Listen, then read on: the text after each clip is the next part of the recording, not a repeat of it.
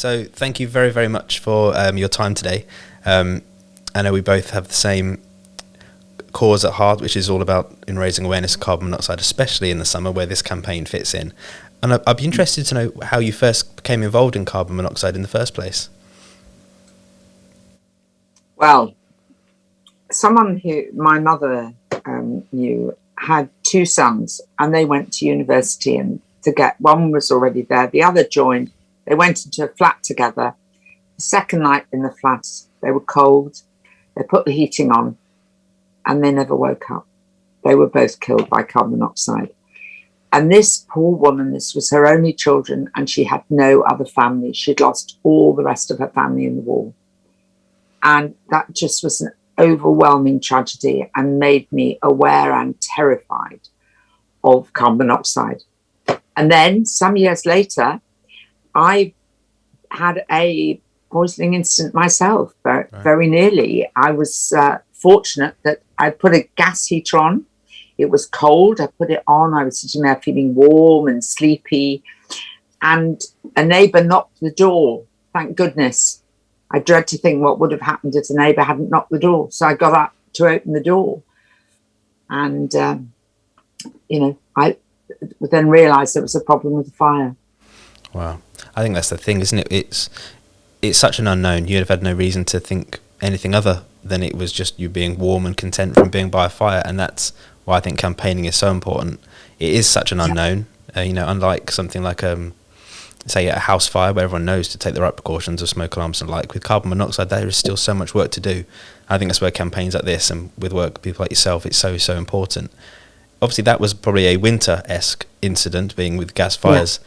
This is this interview and podcast is for a summer campaign. Why do you think summer is so important? Because people don't really think of carbon monoxide as a summer problem, I guess. No, it's a huge summer problem. And I fear particularly this year, people are going camping. They will go on barges and boats. They'll go wherever they can to get away in the open spaces. They don't know the ground rules of safety necessarily, thoroughly. And at night it gets cold. The temperature really drops. And if you're in a tent on the ground and you've got small kids, you can think, oh, it's really cold. What can we do to warm up? Well, the danger is that people think that a barbecue that they've used earlier on that's still warm, giving off heat, will warm them. Or they go and put the gas oven on, a little gas stove or whatever, where they are in a closed space. Now, the barbecue, when it's burning, pours off carbon monoxide and it carries on pouring it off, even when it's cold to the touch, even when you think it's cooled right down. So never, never, never take a barbecue, a calagas, anything into a tent with you. Don't have it in a barge with you in a closed space. Always make sure it's thoroughly ventilated, because the tragedy is that summer after summer, some people die carbon monoxide poisoning. Yeah, absolutely. I think there's that, especially with the British weather, you might be having a lovely time outside and the barbecue's, all good fun. It suddenly starts to rain. We'll just move this into the awning, or we'll move this into our conservatory, or we'll take it into the garage. Yes. Absolutely tragic consequences could come from what is a very innocent, logical kind of thing to think. It's raining in this country. We'll just let's just bring it inside for a moment. And I think for me, another part I think we think quite differently when we're on holiday. We do things, Yes. You only have to think of, I've been guilty of it. You might be flying on holiday at an airport and it's 10 o'clock in the morning and people decide to have a drink. Because it's holiday. You would never do that in normal life. And I think people do that in all sorts of scenarios. And you might mistake that extra drink you've had for, I've had a little bit of a drink, I'm on holiday. And that headache could be a direct result of carbon monoxide poisoning. I think people think very differently. You're absolutely right, because the other thing that it's well known that happens is people's assessment of risk changes where they're on holiday. So they start to do things which, if they were at home, they would never normally think of doing. Yeah, absolutely. And if it was in the working week, they certainly wouldn't think of doing. And that's why we see so many accidents. But the problem with carbon monoxide is it kills rapidly and it's silent. You've got no warning that it's killing you. Yeah, and I suppose the other piece of advice for me, and I'm sure you'd agree with, is having that carbon monoxide alarm with you. It's not an obvious thing to take camping, but it's such a small thing to pop it in your case, as you would put in, with the summer mentality. People can, in the same way you'd put sun cream on to protect your children's skin from, burning, just put a carbon monoxide in the bag, whether you're going to an Airbnb, you're going on a boat, you're even going abroad, because some people may still, we obviously at home, we take such precautions in terms of we have a gas safe registered engineer checking our boilers and so on. But do you ever think to check the appliances if you have gone abroad, or just an Airbnb in this country? When did you check that all those appliances were serviced as they should? And it's just yeah, you're absolutely right. And even if you go and somebody says it's been checked, you don't know that the person they had check it was really properly qualified and did it properly. So you're quite right. Just put an alarm in your case. Actually, a carbon monoxide alarm isn't much bigger than a deodorant. No.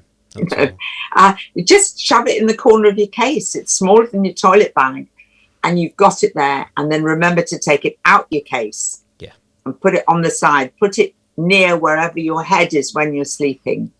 And the minute it goes off, just get outside. Don't faff around. Just get everybody outside in the fresh air. Yeah, I think that's a great piece of advice. I think there's sometimes a misunderstanding of, people get quite hung up on where exactly you should position an alarm in the home for the best protection. Just have it with you, and have it somewhere you're spending most of the time, and generally at sort of breathing level. So if you're in a sleeping level, for example.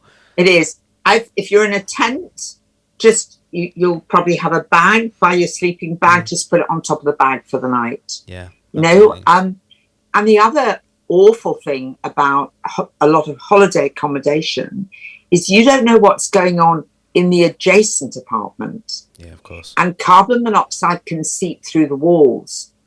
It can come through the brickwork, and there have been deaths of people where it has done that. It's tracked through the wall. So again, just take that alarm with you. It's a holiday accessory. It's like your passport, your ticket, your deodorant, your sun cream, and your sun hat. I always liken it to a bit like putting on your seatbelt. You don't go into the car intending to have a car accident, but you put your seatbelt on just in case. The same applies. You don't go on a holiday intending to have a carbon monoxide leak, but have it with you. Hopefully you'll never it never does anything. I always think a CO alarm should be one of those purchases that you never engage with. It should be something you never have. Yes. Obviously checking batteries and you test it and the like. But it's something you should just have in your life, and it should hopefully do nothing more than to be a little bit reassurance that you're safe. Yeah. The other thing I hope people do with their alarm is write on the alarm in pencil the date that you got it and the date it needs to be changed. Yeah. Because as time goes on over the years, it's easy to forget when you bought it and when you need to get a new one. So when you open the packet, just write on the date in pencil that you started using it. But why not buy a new one to go on holiday? They cost not much more. In fact, not much more than going out for a little burger or whatever. Well, yeah, probably than that disposable barbecue, and that first barbecue on holiday cost no more than that in itself. So you're absolutely right. And you have one just as your holiday kit. It can. It's just standard, and put it on your list of things to do. You lock the front door. You make sure you've got your alarm with you. Yeah, no, absolutely. One thing I'd be really interested to learn from you is what your hopes are longer term for carbon monoxide awareness and safety in the UK. Obviously, this summer we're really ramping up awareness, and we have Carbon Monoxide Awareness Week in November. Yes, and we're seeing traction, and year on year, more and more people are becoming aware. Where do you see the real hope for the future? Well, we require all homes, all buildings to have fire alarms. Yeah. And we should require all homes, all buildings to have carbon monoxide alarms too. I have a worry that people may feel a bit complacent, thinking, well, we're going to be going over to all electric soon or whatever.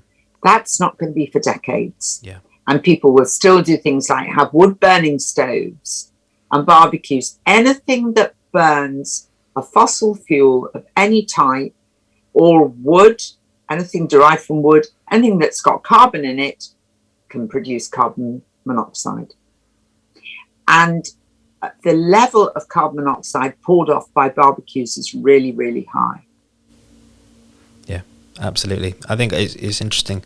I think, legislation and the need for people to have to, and building regulations.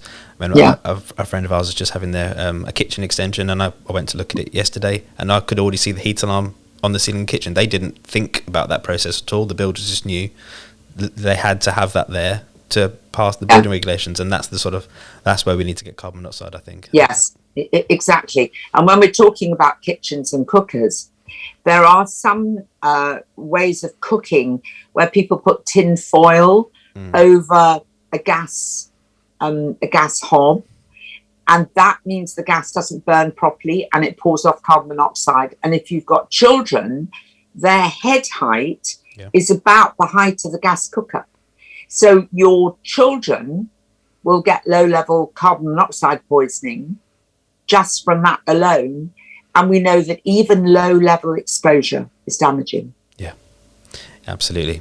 I think one of the point for me, based on this summer specifically, is obviously during the pandemic, there may have been less of a likelihood of people to have engineers in their homes having the services as they should have. Hopefully that's not the case, but I would, I know we put off, not sort of safety regulation things, but we had some things to do around the house that we planned to do, but we didn't really want to have workmen in the house, so we didn't.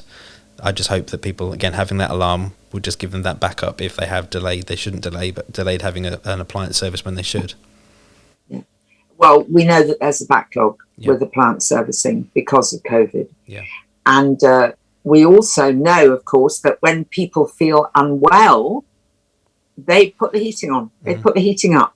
So isolated at home, pure servicing, and then we will get colds and things as we start to go out. And of course, there's always the risk of COVID. But whenever you feel well, you put the heating on. You must have an alarm there. You really must.